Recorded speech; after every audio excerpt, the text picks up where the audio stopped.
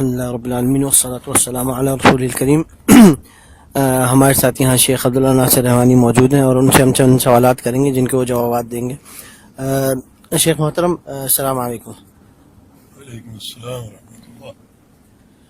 شیخ ایک عصر حاضر کا ایک بہت بڑا اور بہت ہی حساس قسم کا سوال ہے کہ چند لوگ ہیں جو اپنے آپ کو اہل سنہ میں سے قرار دیتے ہیں اور خود کو بعض مشائخ کے تزکیے کی بنیاد پر اپنے آپ کو اس دائرے میں رکھتے ہیں کہ وہ لوگوں کو اور یا علماء اہل سنہ کو جرح و تعدیل کی بنیاد پر مبتدع قرار دیں، جن کے کچھ نام بھی ہیں اور میں کیونکہ اس معاملے میں تھوڑا وضاحت چاہوں گا، اس لیے میں کچھ نام لینا بھی مناسب سمجھوں گا تاکہ لوگوں کے اندر جو ہے اس چیز کو لے کے تھوڑا ان کے اندر شناسی پیدا ہو۔ اور یہ لوگ کچھ لوگ ہیں جو سعودیہ کے اندر ہیں اور کچھ لوگ جو ہیں وہ برطانیہ میں، جیسے ابو خدیجہ اور سعودیہ کے اندر ہیں، شاید ڈاکٹر مرتضی بخش۔ تو یہ جو ہیں انہوں نے جو اہل سنہ کے علماء کو تنقید کا نشانہ بنایا اور اپنی ویب سائٹ کے اوپر زیادہ تر علماء جتنے بھی ہیں جو اہل حدیث جمعیت اہل حدیث ہند سے تعلق رکھتے ہیں اور جن کا آنا جانا انگلینڈ میں ہوتا رہتا ہے اور ان کے کچھ محاورات وغیرہ ہوتے رہتے ہیں، ان کو کھلے طور پہ جو ہے وہ بدعتی قرار دینا اور ان کو نااہل قرار دینا اس لحاظ سے کہ ان سے علم حاصل نہیں کیا جا سکتا۔ تو اور اس کے اندر یہ لوگ بڑے بڑے نام لیتے ہیں، فالح الحربی، یا حجوری، شیخ ربیع بن ہادی المدخلی اور شیخ المدخلی کا نام لیتے ہیں، اور شیخ مقبل کی طرف اور شیخ بدیع الدین شاہ راشدی کی طرف کچھ چیزیں منسوب کرتے ہیں کہ ان کا بھی اہل حدیث جمعیت اہل حدیث ہند سے جو ہے وہ کچھ کسی قسم کا ایسا معاملہ تھا کہ وہ بھی ان کو صحیح نہیں قرار دیتے تھے۔ شیخ مقبل کے بارے میں ایک واقعہ نقل کیا گیا کہ جو ہے وہ جب وہاں جامعہ سلفیہ میں تھے ہندوستان میں، تو انہوں نے کچھ چیزیں ایسی دیکھیں تو، اور اسی طرح شیخ بدیع الدین شاہ راشدی کی ایک ریکارڈنگ، ان کی ریکارڈنگ نہیں کسی اور کی ریکارڈنگ ہے وہ، اور انہوں نے وہ بات جو ہے شیخ بدیع الدین شاہ راشدی کی طرف منسوب کی ہے۔ تو اس حوالے سے کافی چیزیں ہیں، معلومات بہت ہے، لیکن اس کا ایک مختصر سا اگر جواب مل جائے جس سے ہمارے جوانوں کی رہنمائی ہو سکے، کیونکہ چند دنوں پہلے کچھ ایسے واقعات رونما ہوئے ہیں کہ لوگ جو ہیں ان کو جو ہے وہ باقاعدہ اس طرح مانتے ہیں کہ ان سے علم حاصل کرنا اور ان کی جرح و تعدیل کی بنیاد پہ لوگوں کو مبتدع قرار دینے کو یہ لوگ ایک دم صحیح مانتے ہیں۔ تو اس بارے میں شیخ آپ مختصر تو نہیں کہوں گا، مطول جواب چاہیے جتنا ٹائم ہو سکے انشاءاللہ۔ الحمدللہ والصلاۃ والسلام علی رسول اللہ وبعد۔ آپ کا سوال خاصا طویل ہے اور جہاں تک میں سمجھا ہوں کہ آپ کے سوال کا جو اساسی نقطہ ہے وہ چند لوگوں کے بارے میں ہے اور ان کے نظریات اور ان کے افکار کے حوالے سے ہے، جن میں ایک نام آپ نے کسی ابو خدیجہ کا لیا ہے جو کہ برطانیہ میں ہوتے ہیں، اور دوسرا نام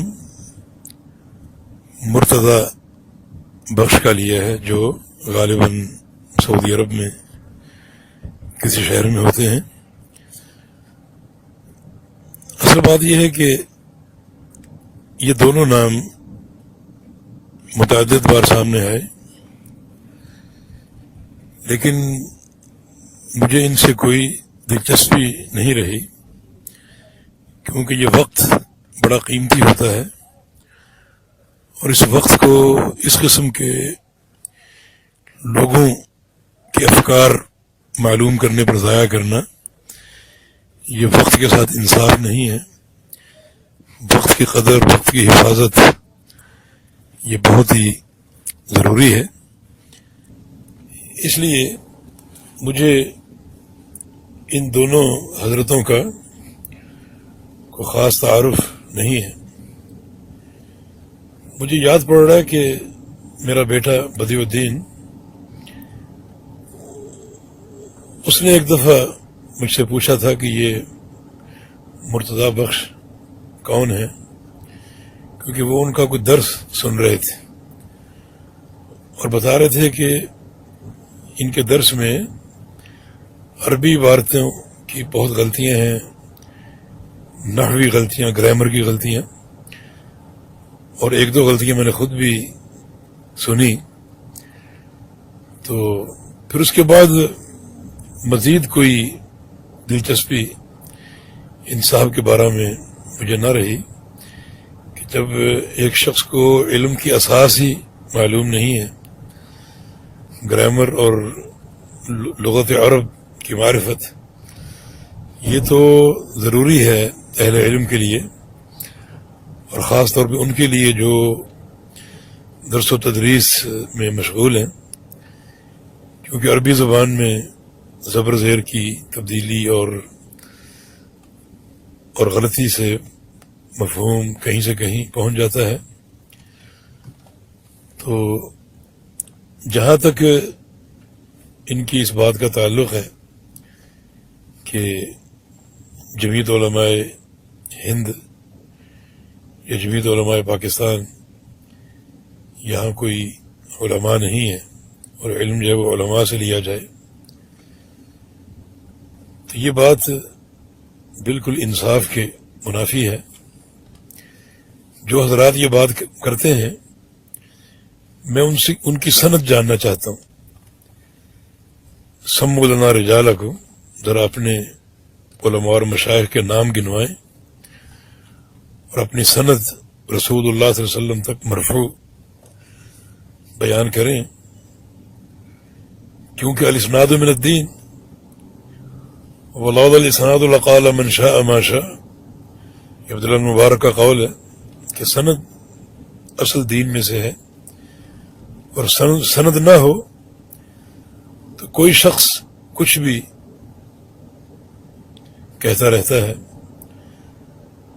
سند اگر نہ ہو تو سب سے پہلے تو ہمیں ان کی سند چاہیے جو اس قسم کی باتیں کرتے ہیں کہ خود وہ کہاں کھڑے ہیں اور ان کے مشائخ کون کون سے ہیں، تاکہ ہمیں ان کا علمی مشرب معلوم ہو سکے. ایک شخص یورپ میں ہو اور اس کا تزکیہ سعودی عرب سے جائے، میں اسے کافی نہیں سمجھتا. ہمیں سند چاہیے. حافظ ابن صلاح رحمہ اللہ نے الاستفاضہ فی الطلب کی ایک اصطلاح ذکر کی ہے کہ طلب علم کی شہرت ہونی چاہیے، یعنی جو طالب علم ہے وہ معروف ہونا چاہیے کہ وہ کہاں کہاں گیا اور کن کن مشائخ سے اس نے علم لیا ہے، اور وہ مشائخ کون ہیں اور ان کا منہج کیا ہے اور ان کا علمی مستویٰ کیا ہے. یہ ایک اساس ہمیں پہلے معلوم ہونی چاہیے. اور جن ہندوستان پاکستان کے علماء کو یہ علماء نہیں مانتے، ان کی اطلاع کے لیے عرض ہے کہ بلاد عرب سے لوگ سفر کر کے آتے ہیں ان کی سند لینے کے لیے، تاکہ ہمیں ان کے ذریعے سند کا اتصال حاصل ہو جائے. اور ذرا ایک عالم کی یہ تعریف کریں کہ عالم کسے کہتے ہیں. کیا عالم کی تعریف یہ ہے کہ اس کو کبار علماء جانتے ہوں؟ یہ سوال میرے ایک شاگرد کامران پالوا، جو کہ جامعہ اسلامیہ کا فارغ ہے اور مدینہ میں مقیم ہے، سعودی عرب میں علماء کی ایک مجلس قائم تھی جس میں علماء جو کبار علماء وہاں کے اور جو لجنہ ہے اس کے علماء موجود تھے.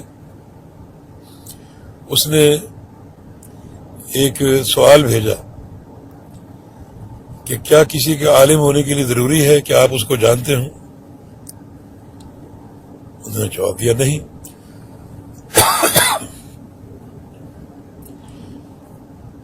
معرفت کے طرق کیا ہیں؟ ہمارے ہندوستان یا پاکستان کے علماء، کتنے علماء سعودی عرب آ سکے ہیں، کبھی آئے بھی ہوں تو حج یا عمرے کے لیے، اور کتنے سعودی علماء پاکستان کے ہیں جو ایک دوسرے کی معرفت ان کو حاصل ہو.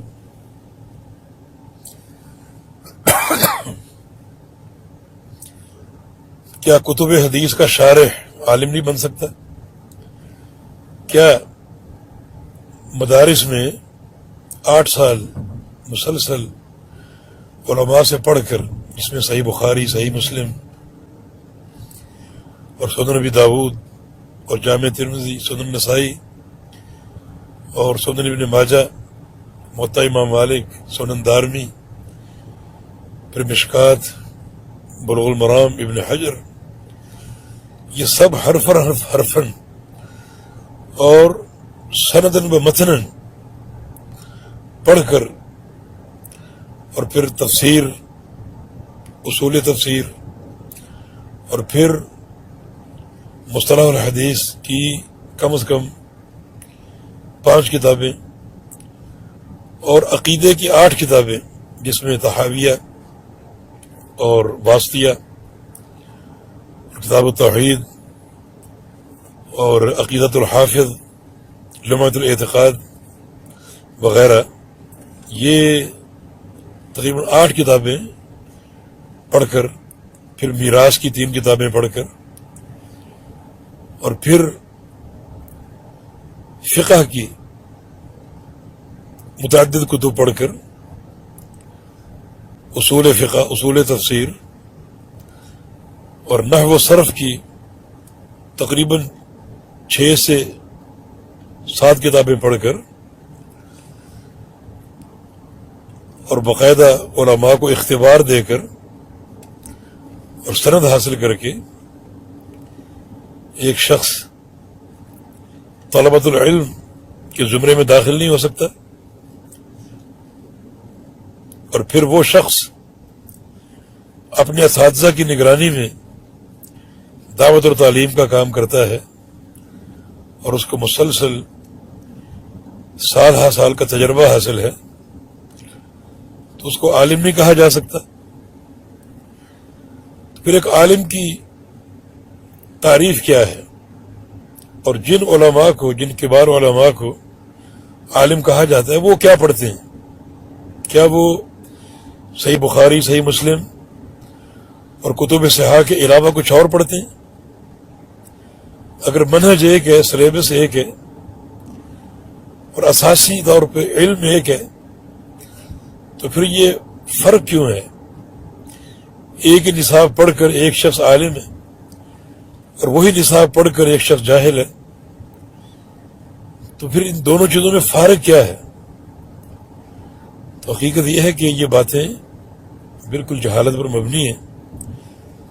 اور چونکہ آپ نے سوال کیا ہے تو میں نے کچھ منٹ اس پر لگائے ہیں، ورنہ میں نے شروع میں کہا کہ میرا وقت قیمتی ہے، اور اس قسم کے لوگوں پر میں اس وقت کو ضائع نہیں کرنا چاہتا. تو یہ ساری باتیں جہل پر مبنی ہیں، اور حقیقت یہ کہ اب بھی ہندوستان، پاکستان میں علماء ہیں، کتب حدیث کے شارح ہیں، مفسر ہیں، محدث ہیں، جرح و تعدیل کا علم رکھنے والے ہیں، اور کتب کا فہم رکھنے والے ہیں. اور ایک بڑی ٹیم موجود ہے. میں نے ان سعودی علماء کو سنا کہ وہ ہمارے کئی مشائخ کو پاکستان کا نور قرار دیتے ہیں. تو پھر یہ لوگ جو جن کو علم کی ابجد سے بھی واقفیت نہیں ہے، اور نحوی صرفی غلطیاں کرتے ہیں جو کہ ایک طالب علم کی بنیاد ہوتی، وہ اگر اس قسم کی بات کریں گے تو وہ بالکل لا یعنی ہوگی اور ناقابل اعتبار ہوگی. تو ایک تو یہی کہ یہ لوگ اپنی سند ذرا پیش کریں، کیونکہ ہمارے اس علم میں اتصال سند ضروری. انہوں نے کہاں سے علم حاصل کیا، ان کے مشائخ نے کہاں سے لیا. خالی ہم اس تزکیے کو کافی نہیں سمجھتے، ورنہ کسی بھی موقع پر بیٹھ جائیں ہمارے طلباء کے سامنے اور ہمارے طلباء کے سوالوں کا جواب دیں. ابتدائی سوال ہوں گے نحوی صرفی، اور بالکل ابتدائی باتیں ہوں گی، ذرا بیٹھ کے جواب دیں تاکہ اندازہ ہو سکے کہ یہ کتنے پانی میں ہیں اور کہاں کھڑے ہیں یہ لوگ. تو یہ باتیں بالکل ایک علمی انصاف ہے اس سے گری ہوئی ہیں. اللہ تعالیٰ ان کو ہدایت دے، اور جو طرح طرح کے فتنے جو آ رہے ہیں اللہ تعالیٰ امت کو ان فتنوں سے عافیت دے اور ہمیں علم نافع عطا فرمائے اور اس علم پر عمل کی توفیق عطا فرمائے. آج عمل کا فقدان ہے اور نوجوان جو ہے وہ عمل سے کنارہ کشی اختیار کر کے صرف اسی قسم کے مجادلات اور اسی قسم کے امور میں محو ہیں، اور ایک اختلاف بلکہ جھگڑے بلکہ قتل و غارت گری کی کیفیت بنی ہوئی ہے. میں نے خود یہ مشاہدہ بعض نوجوانوں میں کیا، اس طرح وہ آپس میں بحث کر رہے تھے کہ شاید ابھی تلواریں چل جائیں گی. تو یہ فتنے کہاں سے پھوٹتے ہیں اور کون اس کے محرک ہیں؟ ہمیں چاہیے کہ ہم خالص علم کو اپنے حلقے میں پیش کریں اور عمل کے لوگوں کو ترغیب دیں، اور یہی آج کرنے کا کام ہے. نہ یہ کہ لوگوں کو بھڑکایا جائے، فتنے کھڑے کیے جائیں، اور وہ جرح و تعدیل جس کا دور گزر چکا ہے اس کو ایک جہل کی بنیاد پر جو ہے وہ قائم کیا جائے اور کھڑا کیا جائے. جرح و تعدیل کا فن یہ حدیث کے ساتھ جو ہے وہ مقرون ہے، اور اسی کے ساتھ اس کا صلہ اور تعلق ہے، اور اس کو ہم آج کے دور میں اپنی غیبتوں اور اپنی طعنہ زنی اور ناجائز قسم کی تنقیدوں میں اس کو استعمال کریں، اس مبارک اصطلاح کو. یہ اس اصطلاح کی توہین ہے. اللہ تعالیٰ ایسے لوگوں کو ہدایت دے، اور اللہ تعالیٰ ہمیں علم نافع اور عمل صالح کی توفیق دے، اور اللہ تعالیٰ ہمارے نوجوانوں کو توفیق دے کہ وہ علماء کا مقام اور ان کی قدر سیکھیں اور ان کا احترام کریں، ان کی تعظیم کریں. علماء کی تعظیم جو ہے یہ دین کے شاعر میں سے. رسول اللہ صلی اللہ علیہ وسلم کی ایک حدیث ہے، حدیث قدسی، اللہ فرماتا ہے من عاد لی ولی فقد آذنتہ بالحرب، کہ جو میرے کسی ولی کو تکلیف دے گا اس سے میرا اعلان جنگ ہے. امام شافعی رحمہ اللہ اس حدیث کی تفسیر میں فرماتے ہیں کہ ان لم یکن الفقیہ ولیا فلیس للہ ولی، اگر ایک فقیہ اور ایک عالم دین اللہ کا ولی نہیں ہے تو پھر کوئی اللہ کا ولی نہیں ہے. تو علماء سے اس قسم کی عداوتیں قائم کرنا یہ اللہ اور اس کے رسول سے اعلان جنگ کے مترادف ہوگا. اللہ پاک ہدایت دے اور اللہ پاک فتنوں سے اس امت کو بچائے، اور اللہ پاک ہمارے سینوں کو کھولے علم نافع کے لیے اور عمل کی توفیق عطا فرما دے.